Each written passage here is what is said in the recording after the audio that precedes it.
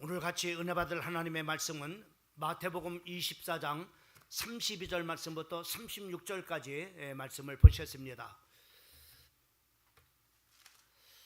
우리 짧은 말씀인데 우리 32절 말씀부터 36절까지 찾았으면 우리 다 같이 한 목소리로 합독하시겠습니다. 시작. 무화과 나무에 비호를 배우라. 그 가지가 연하여지고 잎사귀를 내면 여름이 가까운 줄을 아나니 이와 같이 너희도 이 모든 일을 보거든 인자가 가까이 문 앞에 이른 줄을 알라. 내가 진실로 너희에게 말하노니 이 세대가 지나가기 전에 이 일이 다 일어나리라. 천지는 없어질지언정 내 말은 없어지지 아니하리라. 그러나 그날과 그때는 아무도 모르나니 하늘의 천사들도 하늘도 모르고 오직 아버지만 아시느니라. 아멘.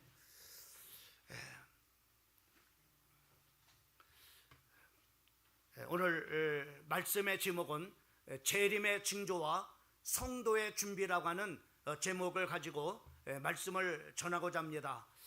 우리가 예수님의 이제 고난 주간을 우리가 지냈고 또 예수님의 죽으심과 또 이제 지난 주간에는 예수님의 그 부활을 우리가 참으로 그 절기를 우리가 지내면서 그 부활의 참으로 그 증거들은 예수가 우리 제 문제를 해결하실 바로 그리스도이심을 또 하나님을 만나는 참으로 길이신 참으로 선지자 그리스도이심과 또 세상 임금인 마귀에게 붙잡혀 평생 도락 참으로 거기에 종로로 탈 수밖에 없는 우리들을 참으로 구원해 주셔서 참으로 자유를 주신 참 왕이신 참으로 그리스도이심을 증거한 사건이 참으로 부활이다라고 하는 그런 바로 말씀들을 같이 이렇게 나눴습니다.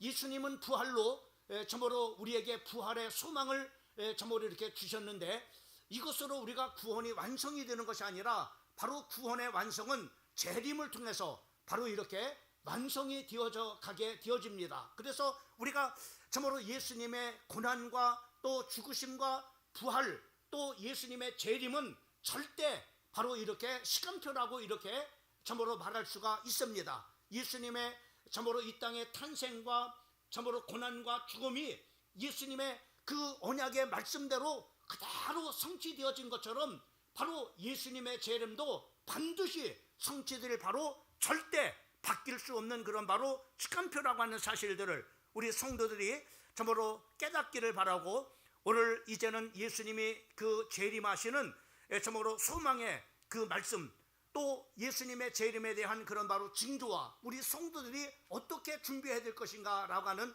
그런 부분들을 오늘 말씀을 통해서 같이 나누고자 이렇게 합니다.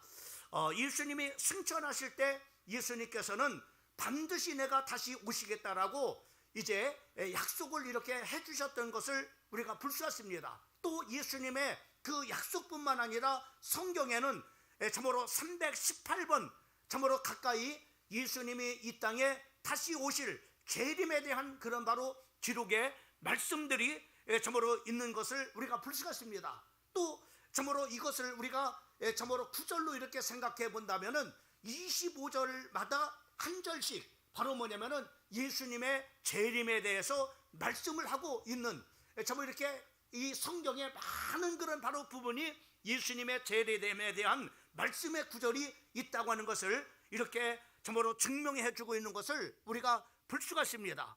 여러분 우리가 예수님의 재림이 없다면은 우리의 신앙생활은 다 헛것이 됐고 말 것입니다. 또 뿐만 아니라 이 참으로 이렇게 저에게 이 목회하는 그 모든 그런 바로 목회의 그런 바로 사역 또한 참으로 다 헛되고 말 것입니다.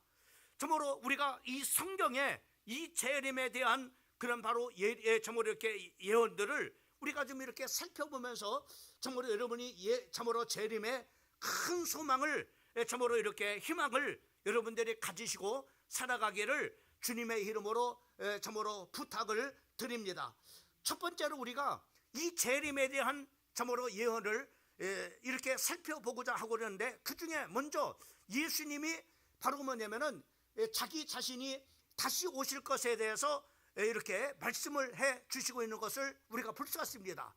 특별히 우리가 요한복음 우리가 14장 2절과 3절 말씀에 보면은 내 아버지 집에 거할 곳이 많도다. 그렇지 않으면은 너희에게 일렀으리라. 내가 너희를 위하여 거처를 예비하러 가노니, 예수님께서는 바로 승천하셔서 하나님의 나라에 가시는 중요한 그런 이유는 바로 뭐냐면은 우리들이 거처할 바로 처소를 예비하기 위해서 바로 뭐냐면은 예수님이 바로 승천하신다라고 이렇게 말씀해 주겠습니다. 그러면서 3절 말씀에 보면은 가서 너희를 위하여 거처를 예비하면은 내가 다시 와서 너희를 내게로 영접하여 나 있는 곳에 너희도 있게 하리라라고 이렇게 말씀하고 있는 것을 볼 수가 있습니다. 이와 같이 예수님이 바로 이렇게 성경 속에서 친히 증거하고 있음을 우리가 볼 수가 있습니다. 그 다음에 두 번째로는 바로 뭐냐면은 천사들의 증언입니다.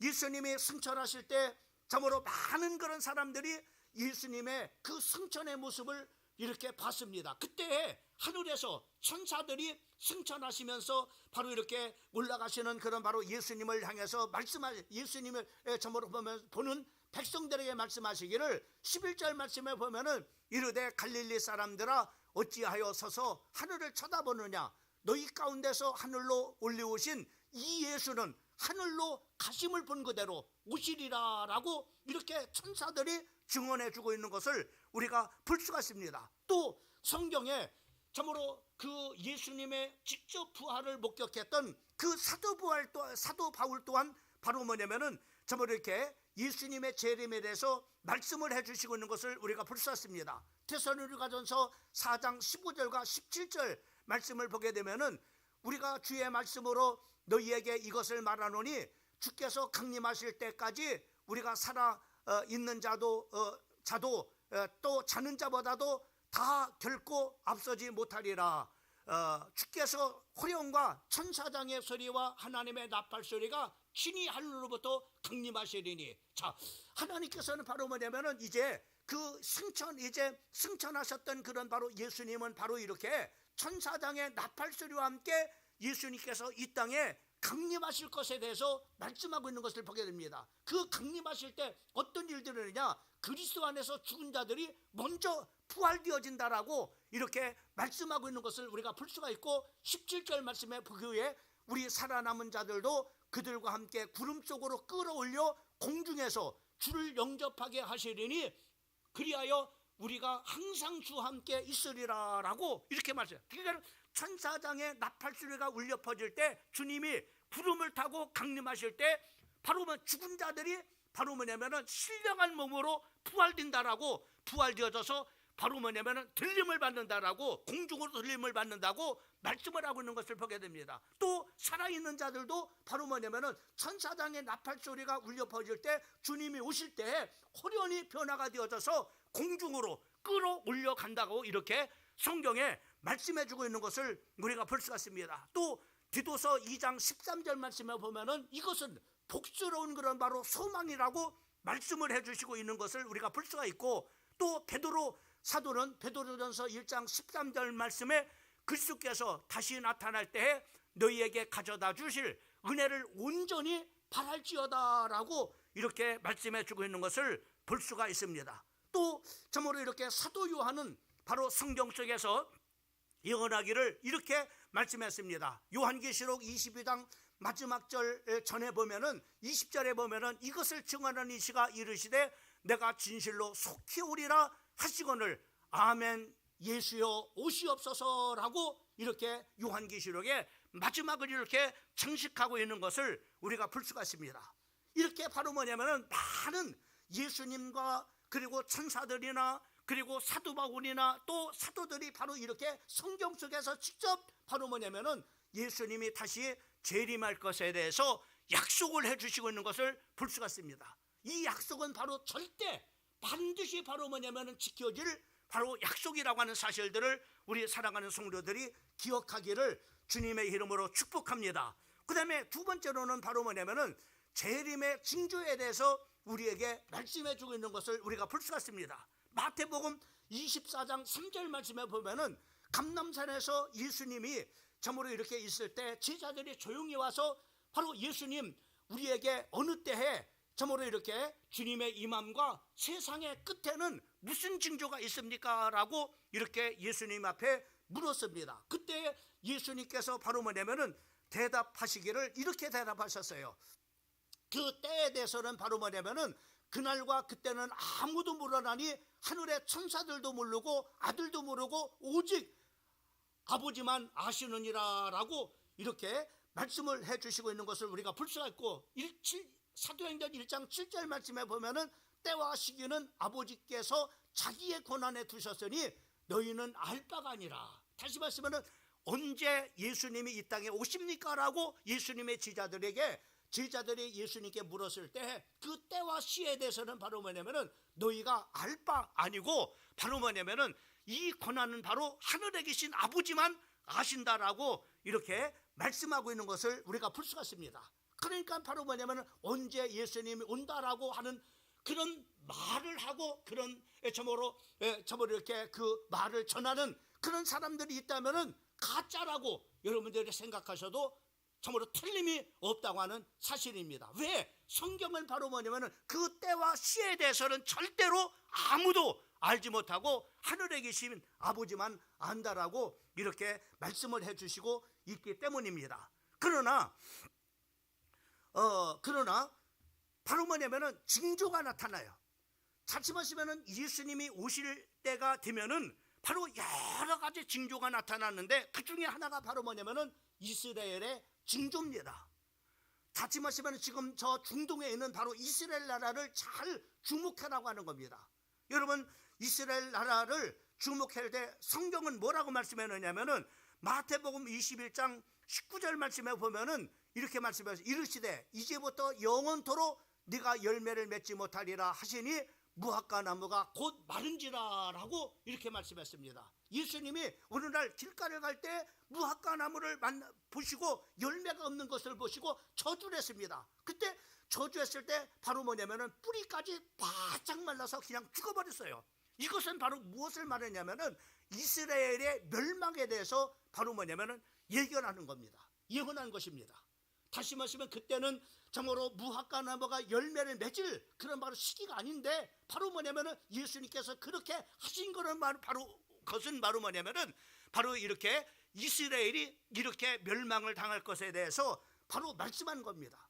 예수님이 그렇게 멸망에 대해서 예견한 것처럼 바로 이스라엘은 우리가 잘 알고 있는 것처럼 바로 참으로 참으로 70년경에 로마의 침공을 받아가지고 바로 뭐냐면은 돌 위에 돌 하나라도 남지 않냐고 다 그 예루살렘의 성전과 성이 무너질 것이라고 예언했는데 그대로 바로 뭐냐면은 이루어진 것을 우리가 볼 수 있습니다.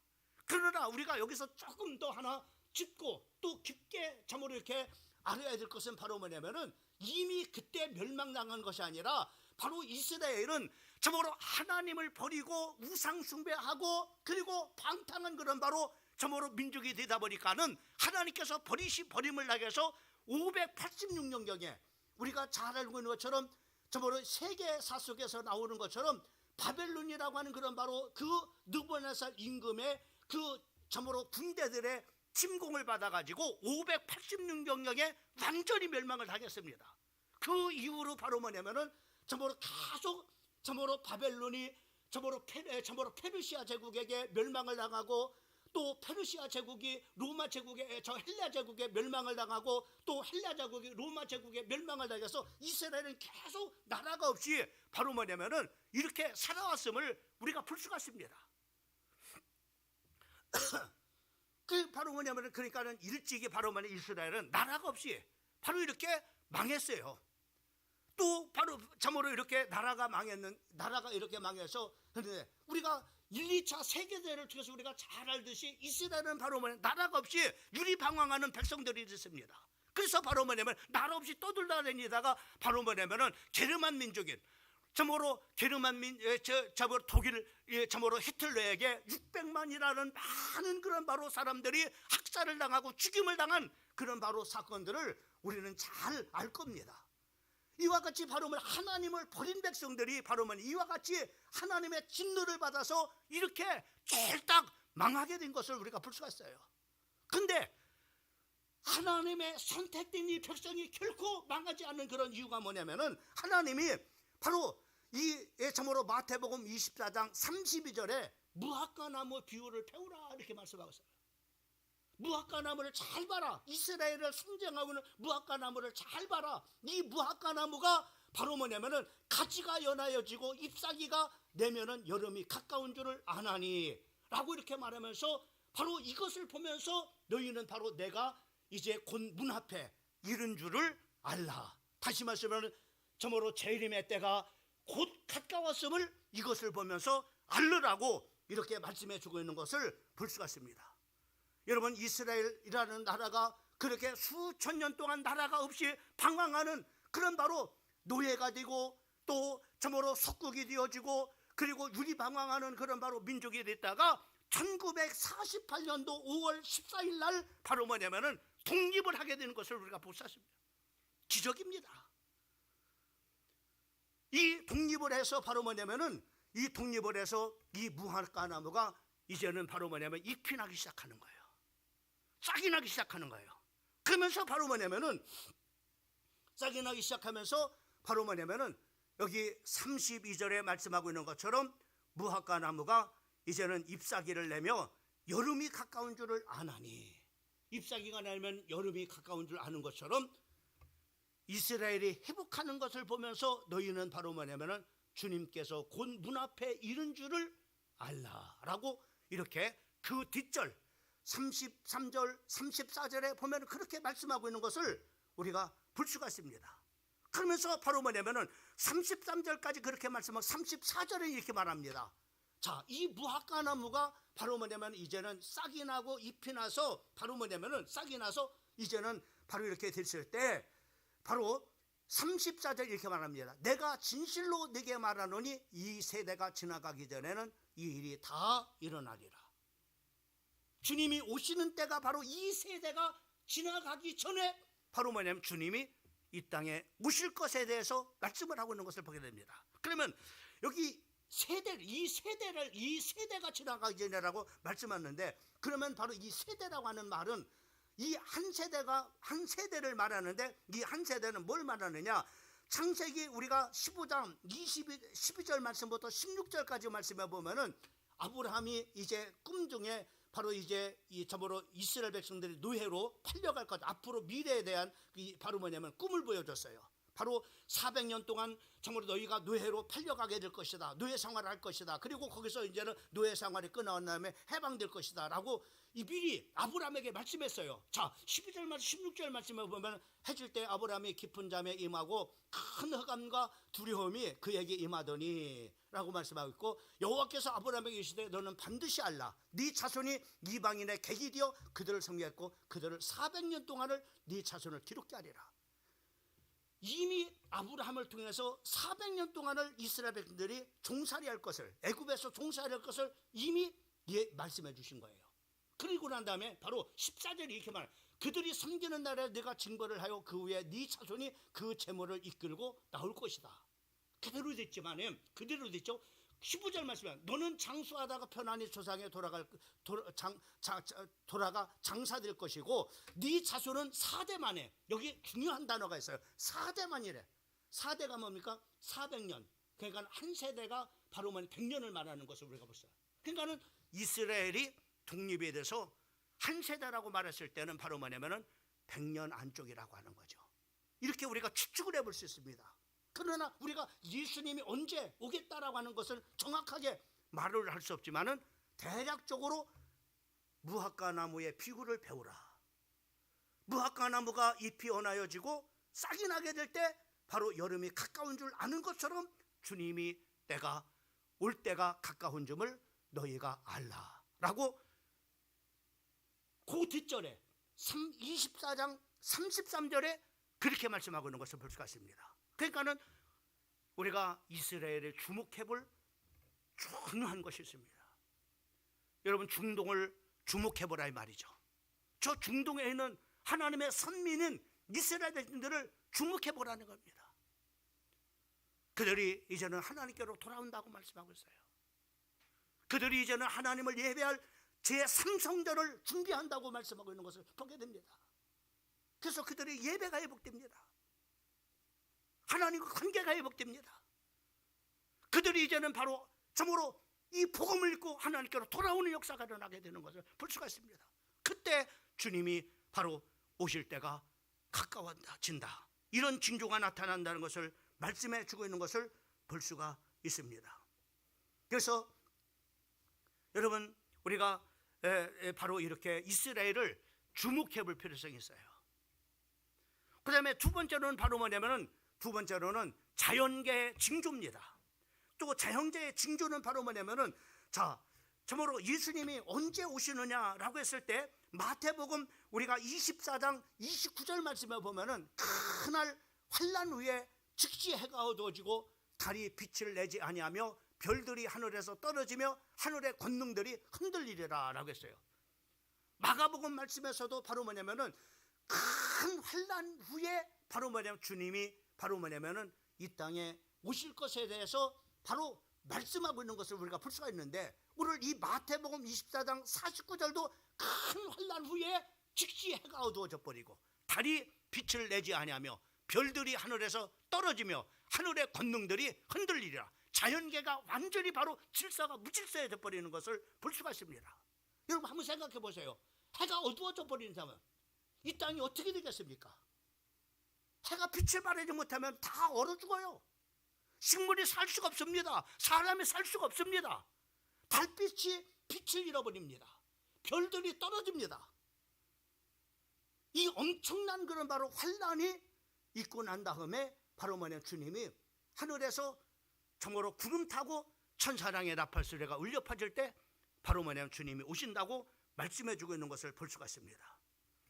그러면서 바로 뭐냐면은 마태복음 우리가 24장 29절 말씀을 보면은, 그 환란 후에 즉시 해가 어두워지며 달이 빛을 내지 아니하며 별들이 하늘에서 떨어지며 하늘의 권능들이 흔들리리라 라고 이렇게 말씀해 주고 있고, 그때 인자의 징조가 하늘에서 보이겠고 그때 땅의 모든 족속이 통곡하며 그의 인자가 구름을 타고 능력과 큰 영광으로 오는 것을 보리라라고 이렇게 바로 말씀해 주고 있는 것을 볼 수가 있습니다.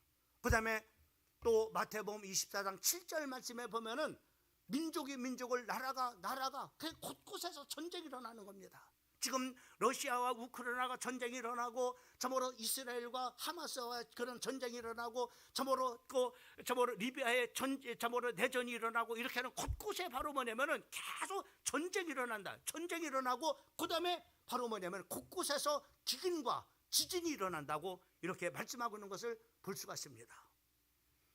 여러분, 이러한 자연재해가, 그리고 또 바로 뭐냐면 지금 심각한 것은 바로 뭐냐면은 참으로 온난화입니다. 지금 참으로 그 이산화탄소로 인해서 바로 뭐냐면 온난화가 일어나가지고 바로 뭐냐면은 지금 그린란드에 그런 바로 눈이 다 거의 다가 녹는다는 겁니다.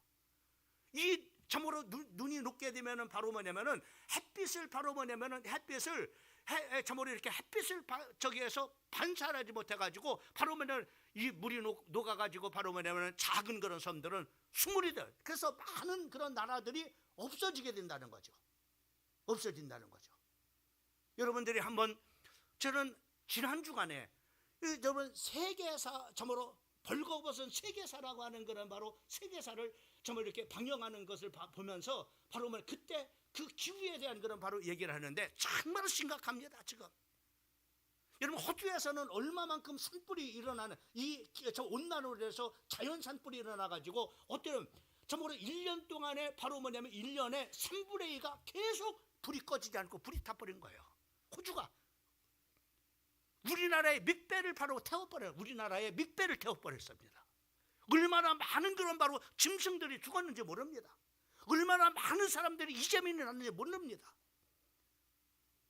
미국의 참으로 캘리포니아 참으로 산불, 또 캐나다의 산불, 이런 참으로 곳곳에 우리나라의 그런 산불들, 이런 것들이 바로 우연한 것이 아니라 바로 뭐냐면 이런 자연의 바로 이러한 재난과 재앙의 징조가 이렇게 바로 뭐냐면 곳곳에 나타난다고 하는 것을 바로 우리에게 말씀해 주고 있는 것을 우리가 볼 수가 있어요. 특별히 우리가 저모로 이렇게 요한계시록 6장을 우리가 보게 되면은 6장에 보면은 바로 하나님의 나라에서 인 하나씩 뛸 때마다 이 땅에서 어떤 일들이 일어나냐면은 바로 자연재해가 일어나는데 땅의 3분의 1이 불탄다고 말씀하십니다. 또 바다의 생물의 3분의 1이 죽는다고 말하고 있어요. 그리고 바다가 핏빛으로 바로 변한다라고 말씀하고 있는 것을 볼 수가 있습니다. 여러분, 우리가 이렇게 자연의 그런 바로 징조들이 예수님이 오실 때 바로 이런 징조들이 나타난다라고 말씀해 주고 있는 것을 우리가 볼 수가 있어요. 그 다음에 또 하나 중요한 것은 바로 뭐냐면은 국제 정세입니다. 여러분, 국제 정세는 바로 뭐냐면 세계사의 모든 예견들은 바로 뭐냐면 어디에 나와 있느냐면은 바로 구약의 요한계시라고 말하는 다니엘서에 다 나와 있는 것을 우리가 볼 수가 있습니다. 이 다니엘은 바로 뭐냐면은 다니엘서가 언제 쓰여졌습니까? 예수님이 오시기 전에 몇백 년 전에 쓰여진 그런 바로 책입니다. 근데 바로 이 세계 미래가 어떻게 될 것에 대해서 다 거기 다니엘서에 다 기록해 놓은 거예요. 어느 날 여러분 잘 알고 있는 것처럼 바벨론의 제국의 황제였던 바로 느부갓네살이 하룻밤에 꿈을 꿉니다. 꿈을 꾸는데 큰 그런 바로 금신상에 대한 꿈을 꿔요. 엄청난 그런 그 금신상의 꿈을 꾸는데 위에는 바로 금으로 되어 있고 또 저모로 가슴과 팔에는 바로 은으로 되어 있고 그리고 저모로 배 저기에서는 바로 이렇게 저모로 이렇게 동으로 되어 있고 그리고 그 발가락은 바로 뭐냐면 철과 흙으로 된 거예요. 근데 이 꿈을 꾸고 난 다음에 바로 뭐냐면은 이 저모로 이제 바벨론의 그런 바로 그 박사들을 다 부릅니다. 내 꿈을 알아맞추라고 하는 겁니다. 그리고 그 꿈을 해석하라고 하는 거예요. 만약에 이렇게 너희가 꿈을 알아맞추지 못하고 너가 꿈을 해석하지 못하면 내가 다 죽이겠다라고 그렇게 바로 뭐냐면 아리옥이라고 하는 참으로 그 군대 장관에게 명령을 내리죠. 그때 누가 꿈을 맞출 수 있겠어요? 사람이 밤에 꿈을 꾼 것을 누가 맞출 수 있겠어요? 그때 하나님의 사람이었던 다니엘이 자기도 죽게 생겼걸랑요. 포로로 잡혀갔던 다니엘의 그 친구들도 다 죽게 됐걸랑요. 그때 하나님 앞에 기도합니다. 하나님 알려주세요. 그때 하나님께서 그 느부갓네살 임금이 꾼 꿈을 알게 해주십니다.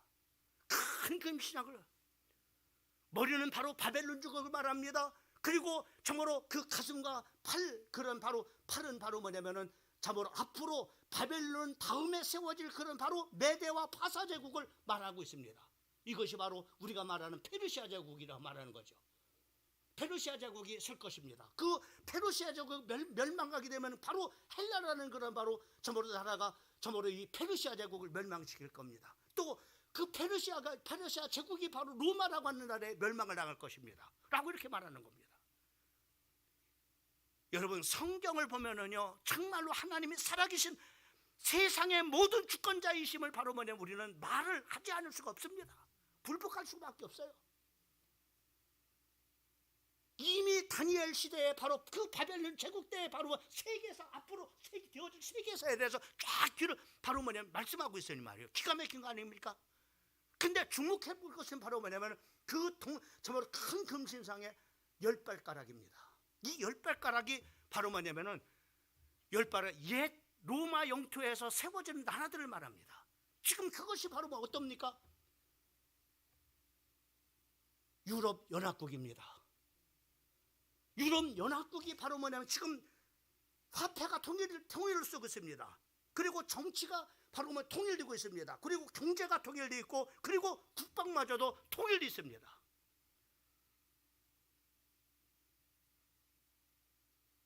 많은 그런 바로 이제 성경의 참으로 성경 학자들은 바로 여기에서 적그리스도가 나올 것에 대해서 예견을 하고 있는데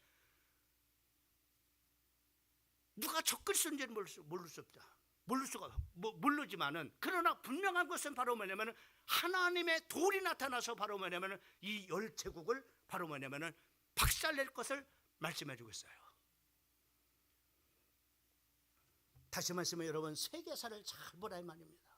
세계 정세가 바로 뭐냐면 지금 유럽의 옛 그런 바로 그 다니엘 시대 때 바로 뭐냐면 말했던 다니엘에서 예언했던 요한계시록이라고 말하는 그 다니엘서에서 앞으로 되어질 일들에 대해서 쭉 그렇게 말, 특별히 국제 정세에 대해서 이렇게 상세하게 말씀하고 있는 것을 볼 수 있습니다. 지금 유로 국가가 바로 뭐냐면 13개 국가입니다. 아마 3개 국가가 바로 뭐냐면 없어질 겁니다. 없어질 거라고요. 왜? 성경에 그렇게 기록되어 있으니까. 10개국이 있었을 때 거기에서 나오는 바로 뭐냐면은 누가 통치자가 먼저는 종교 지도자가 될지 아니면 정치 지도자가 될지 모르겠습니다만 거기서 적그리스도가 나온다 그러는데 그 적그리스도가 하나님을 대적하는 적그리스도가 나오는데 바로 하나님의 그 예수 그리스도의 권세를 가진 권세가 바로 뭐냐 그들을 박살낼 것을, 적그리스도를 박살낼 것을 예견하고 있는 것을 볼 수가 있습니다. 그래서 우리가 주목해 봐야 될 국제 정세입니다.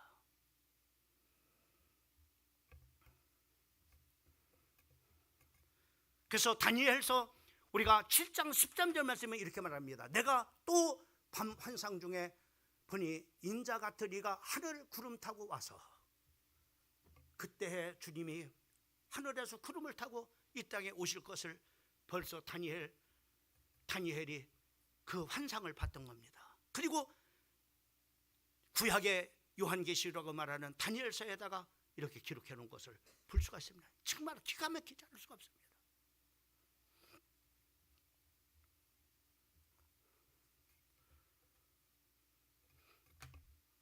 세 번째로 우리는 재림시에 일어날 일들에 대해서 알아야 되겠습니다.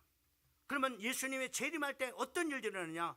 그리스도 안에서 죽은 자들이 부활해서 바로 뭐냐면 들림을 받는다라고 말씀하고 있습니다. 그 다음에 살아남은 사람들도 바로 호련히 참으로 변화가 되어져서, 호련히 참으로 예수님이 부활체처럼 부활되어져서 참으로 변화되어져서 바로 뭐냐 공중으로 끌려 바로 들림을 받는다. 그래서 신랑 되시는 예수님과 신부된 우리 성도들과 하늘에서 바로 공중 혼인잔치가 이루어질 것에 대해서 말씀하고 있는 것을 볼 수가 있습니다. 그리고 재림 때에는 바로 뭐냐면은 우리가 주님을 직접 만나게 돼요. 그래서 마태복음 24장 30절 말씀에 보면 그때 인자의 징조가 하늘에서 보이겠고 그때의 땅의 모든 족속들이 통곡하며 그들이 인자가 구름을 타고 능력과 큰 영광으로 오는 것을 보리라 라고 이렇게 말씀해 주고 있는 것을 보게 됩니다. 그리고 고린도전서 15장 51절과 52절에 바로 지난 주간에 우리가 부활절날 말씀했던 것처럼 같이 한번 읽어봅시다. 51절 52절 시작. 보라 내가 너에게 비밀을 말하노니 우리가 다 잠잘 것이 아니오 마지막 나팔에 순식간에 호련히 변화된다. 예, 우리가 나팔 소리가 주님이 강림하실 때 호련히 변화가 된다고 했어요. 죽은 자가 다시 호련히 변화되고 산 자도 호련히 변화해서 공중으로 들림을 받는다고 이렇게 말씀하고 있습니다. 그래서 바로 52절에 시작. 나팔 소리가 나매 죽은 자들이 썩지 않을 것으로 다시 살아나고 우리도 변화되리라. 이런 바로 참으로 주님의 재림 때 이런 일들이 바로 뭐냐면은 참으로 우리에게 일어날 것에 대해서 말씀해 주고 있는 것을 볼 수가 있습니다. 여기에는 모든 성도들은 주님 앞에 주님 오실 때 호련히 변화되어져서 주님 만나는 축복이 있기를 주님의 이름으로 축원합니다. 그러기 위해서 우리는 주님의 재림을 대비하기 위해서 우리는 어떻게 대비해야 되느냐라고 하는 겁니다. 첫째로는 바로 영적으로 깨어 있으라고 말씀하고 있습니다. 여러분 성경에 예수님은 이런 비유를 했습니다. 지혜로운 5처녀와 미련한 5처녀에 대해서 말씀하고 있습니다.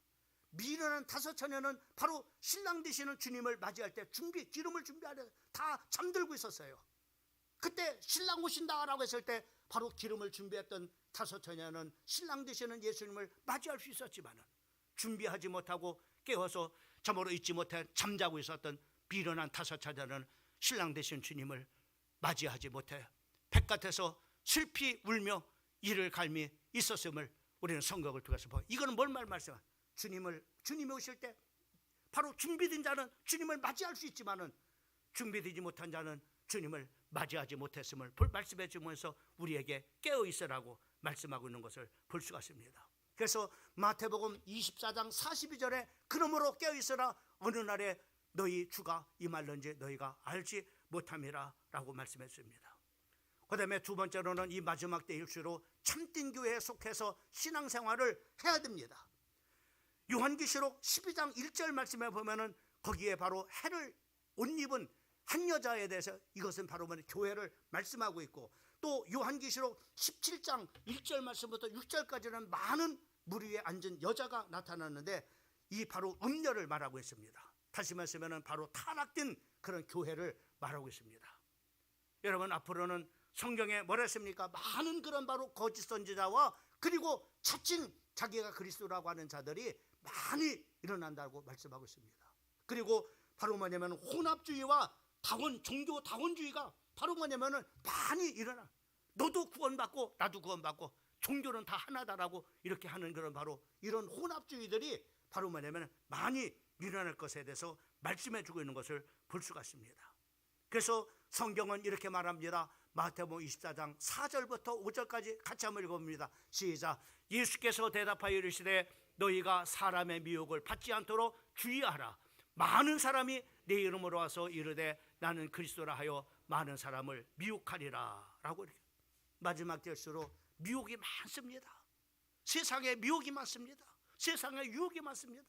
그래서 우리 성도들은 정신을 차리고 바짝 저목으로 깨어서 바로 주님을 맞이할 준비하는 성별된 성도로 살아가기를 주님의 이름으로 축원합니다. 마태복음 24장 24절에는 이렇게 말합니다. 거짓 그리스도와 거짓 선지자들이 일어나 큰 표적과 기사를 보여 할 수만 있으면 택한 자를 미혹하느니라 라고. 여기 보면 택한 자를 미혹한다고 해요.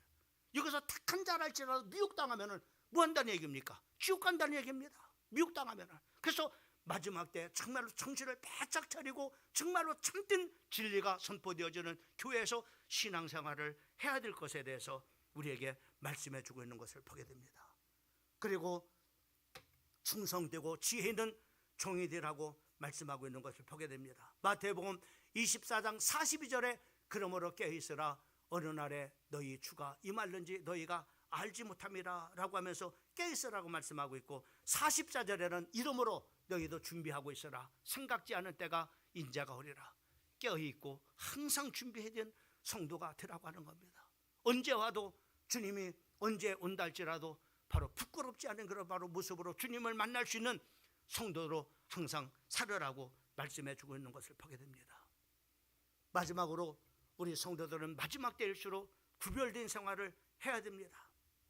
말세일수록 세속주의와 죄악의 물결이 범람하여 바로 쾌락과 본능을 따라서 정으로 살라고 이렇게 세상을 유혹합니다. 우리는 여기에 바로 따라가지 말고 영적인 분별력을 가지고 구별된 생활을 해야 됩니다. 먼저 하나님께서 주신 축복 가운데 분별할 줄 알아야 돼요. 하나님께서 주신 물질 가운데 11조를 분별할 수 있는 그런 바로 성도들이 되어지고, 또 하나님께서 주신 나를 분별할 수 있는, 그래서 바로 주의를 거룩하게 지키는 성도들이 되어야 됩니다. 대통령 되려고 하는 사람들이 이제는 4일 근무제를 말하고 있습니다. 이제는 4일 근무하고 바로 뭐냐면은 이제는 계속 놀으라고 합니다. 이제 목요일, 금요일, 토요일, 주일 그렇게 해서 이제 놀으라고 하는 겁니다. 이렇게 되면 신앙생활을 어떻게 하겠어요? 다 놀러 다니고, 지금 5일째 근무해도 바로 뭐냐면은 정말 이렇게 놀러 다니는 사람들이 너무나 많은데, 우리 성도들로 하여금 거룩한 주의를 분별해서 구별된 생활을 하도록 마지막 때일수록 말씀하고 있는 것을 보게 됩니다. 그래서 성경은 이렇게 말씀하고, 우리가 한번 다 같이 한번 읽어보고 오늘 말씀을 결론을 맺도록 하겠습니다. 시작.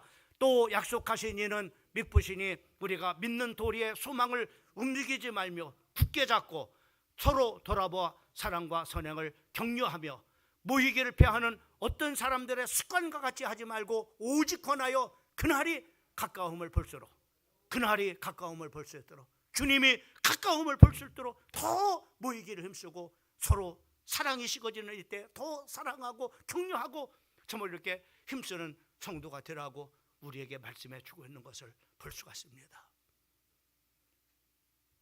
이 자리에 있는 모든 분들이 다 지혜로운 다섯처녀와 같은 깨어있고 준비된 성도가 되어져서 신랑 되신 주님을 다 저모로 기쁨으로 맞이하는 복된 우리 성도들 되기를 예수 그리스도의 이름으로 축복합니다.